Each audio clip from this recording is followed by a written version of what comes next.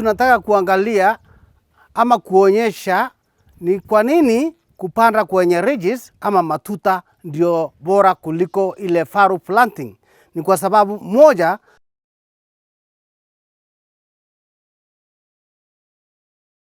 ukinyesha mvua kidogo, ile matuta yako yataweza kuhifadhi maji ya kutosha mpaka mvua ya pili kuja, hata kama ni baada ya wiki moja.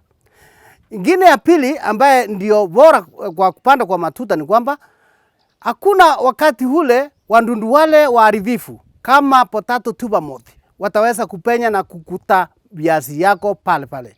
Na hiyo basi matuta yatasaidia udongo ule mwingi umejenga ile matuta, inasaidia kuzuia viazi yako isikutane na miale mikali ya jua ikabadilika rangi ikakuwa kijani.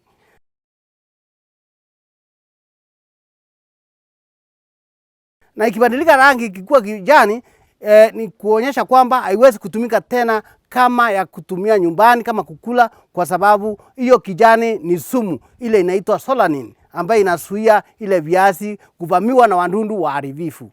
Na tena ikiwa namna hiyo, viazi yako itakuwa na sehemu kubwa ya kupanuka.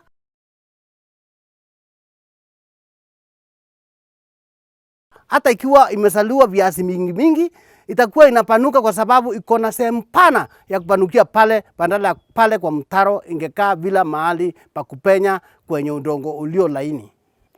Na unapotengeneza ridges, unafaa kujua kwamba jembe inafaa ichikwe kwa upande, vile itashota udongo kwa upande, lakini ikiwa inashuka chini sana ili upate udongo mwingi wa kujenga juu ya hiyo mbegu. Mbegu inafaa kuwa at least inchi 6 kutoka pale chini mpaka juu ya udongo.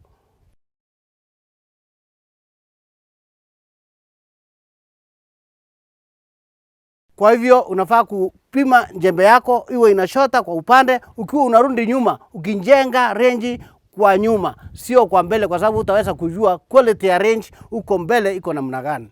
Alafu wakati wa kutengeneza hizo ridges pia unaangalia shamba yako.